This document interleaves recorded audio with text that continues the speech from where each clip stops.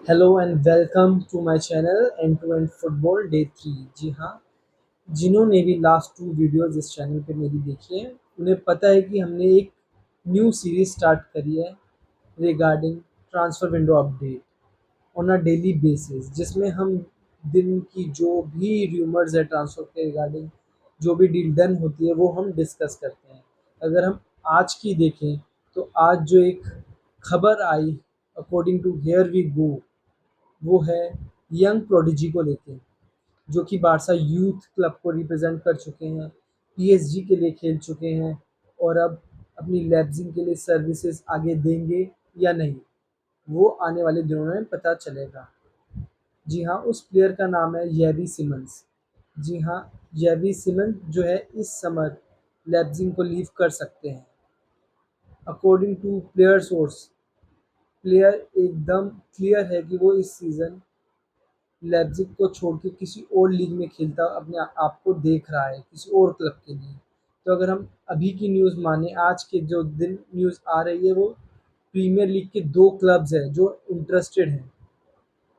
Still initial days, but जो 2 club की बात आ रही है वो है, एक है चेल्सी और दूसरे हैं आर्सेनल। ये दोनों क्लब जो है इंटरेस्ट शो कर रहे हैं। अगर हम मार्केट वैल्यू देखें, इस समर जो पड़ रही है जेवी की, वो है 70 मिलियन, अराउंड 70 मिलियन यूरो, जो कि आगे पीछे हो सकती है क्योंकि आपको पता है जैसे मार्केट आजकल बड़ी वॉलेटाइल है। कोई भी 2 क्लब अगर एक प्लेयर के पीछे पड़ जाए तो कब 70-80 बन जाए, कब 80-90 मिलियन बन जाए, पता नहीं लगता। तो सबसे बड़ी खबर जो है इसमें कि बारसा का अभी तक कोई भी इंटरेस्ट नहीं है इस डील को लेके, जो कि जायज़ भी है क्योंकि बारसा इतनी फाइनेंशियली कैपेबल नहीं है इस टाइम। उनके पास कोई और डील भी है जिस पे उन्हें वर्क करना है। इस वजह से अभी कोई ऐसा बार्सिलोना का इंटरेस्ट नहीं है इसको लेके, बल्कि बायर्न म्यूनिख का लास्ट ईयर इंटरेस्ट था। पिछले साल से जेवी सिमंस को लेके इंटरेस्टेड थी बायर्न, बट इस सीज़न उनका ध्यान लुइस डियाज को लेके है, उस पर भी हम आगे चर्चा करेंगे। बट अगर हम जेवी को देखें, अगर जेवी सीरियसली इस मार्केट में अवेलेबल है तो अभी तो खैर 2 क्लब की बात आ रही है आगे, एक चेल्सी का और एक आर्सेनल। बट आगे आगे अगर सही में वो अवेलेबल होते हैं तो कई और क्लब भी इन्वॉल्व होंगे इस डील को लेके, इंटरेस्टेड होंगे क्योंकि यंग है, फ्लेयर भी है उस प्लेयर पे, अच्छे मिडफील्डर भी हैं।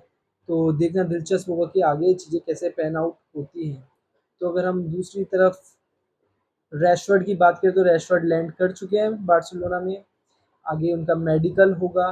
बट सबसे इंटरेस्टेड चीज़ जो फैंस में देखी जा रही है कि वो बहुत एक्साइटेड है बार्सिलोना के फ्रंट को देखने के लिए, जो फ्रंट फॉरवर्ड या स्ट्राइकर्स कह सकते हैं, जो वो है वो कैसे कंबाइन करते हैं दिस सीज़न। क्योंकि आपको पता है कि बार्सिलोना को रैशफोर्ड को साइन करने से कई फ़ायदे हो रहे हैं टैक्टिकली, क्योंकि वो 2 पोजीशन में खेल सकते हैं, एक तो लॉन स्ट्राइकर और दूसरे लेफ्ट विंगर। तो वो लेवेंडोस्की के भी रिप्लेसमेंट हो सकते हैं मैचेस में, जिसमें लेवेंडोस्की को रेस्ट की ज़रूरत है या फटीग है, क्योंकि लॉन्ग सीज़न होता है। तो बार्सिलोना जर्नली हर कॉम्पिटिशन में खेलती है। तो मुझे लगता है एक बहुत अच्छी साइनिंग है बार्सिलोना के लिए। आगे देखते हैं कैसे पैन आउट होता है बारसा का season, how they cook all together. But अगर हम आगे देखें बायर्न, जी हाँ, दोबारा से हम एक बार फिर से बायर्न को लेकर आते हैं इस सिनेरियो में कि बायर्न जो है लुइस डियाज के लिए थर्ड प्रपोजल जो है वो तैयार कर रही है। फर्स्ट टू बता दें कि लिवरपूल ने रिजेक्ट कर दिए हैं उनके 2 प्रपोजल। इस डील की अगर जो भी सागा चल रही है उसको अगर आप ध्यान से देखें तो ये एक और डील की याद दिलाती है, जिसमें बार्सिलोना इन्वॉल्व थी और लिवरपूल का ही प्लेयर था। वो भी बार्सिलोना ने कई प्रपोजल भेजे पर लिवरपूल रिजेक्ट करती रही एट द एंड, क्योंकि लिवरपूल को पता था कि बारसा के पास पैसे है और बारसा प्लेयर के पीछे पागल है।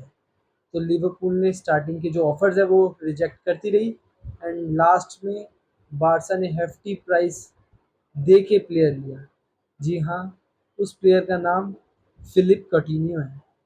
अगर आप ध्यान से याद करें तो सेम ऐसा ही कुछ हो रहा था, और मुझे जो लग रहा है लुइस डियाज के साथ भी ऐसे ही होगा। अभी जो प्रपोजल्स बायर्न भेजेगी वो रिजेक्ट होंगे ही होंगे। ये जो सागा है वो लंबी चलने वाली है। मुझे नहीं लगता 100 मिलियन से कम लिवरपूल जो है वो मानेगी लुइस डियाज को लेके। बट अगर हम प्लेयर की तरफ से देखें तो प्लेयर एकदम क्लियर है कि वो इस सीज़न लिवरपूल छोड़ेगा। तो आगे देखते हैं चीज़ें कैसे और किस ओर जाती हैं। और अगर हम आज की और न्यूज़ को देखें तो एक जो न्यूज़ आ रही है अल्वारो मराठा को लेके, वो एक न्यू क्लब के साथ खेलते हुए दिख सकते हैं। कोमो, जी हाँ, सेस्क फैब्रेगास जो है उनके मैनेजर हैं। और एक और न्यूज़ आ रही है एथलेटिको मैड्रिड के जो प्लेयर थे मिडफील्डर सॉल, वो टर्किश लीग की तरफ अपना ध्यान केंद्रित कर सकते हैं। टर्किश लीग में आपको खेलते हुए दिख सकते हैं, ऐसी न्यूज़ आ रही है according to again here we go. So they आज के लिए इतना ही। देखते हैं आगे चीज़ें कैसे पैन आउट होती है, स्पेशली जो लुइस डियाज को लेके है। बट जो मुझे लगता है ये जो सागा है वो लंबी जाएगी। तो आप बताइए ये जो डील्स है या र्यूमर्स है उस पर आपकी क्या राय है, कमेंट्स में ज़रूर बताइए। And please subscribe the channel, like the content and share it too. Thank you.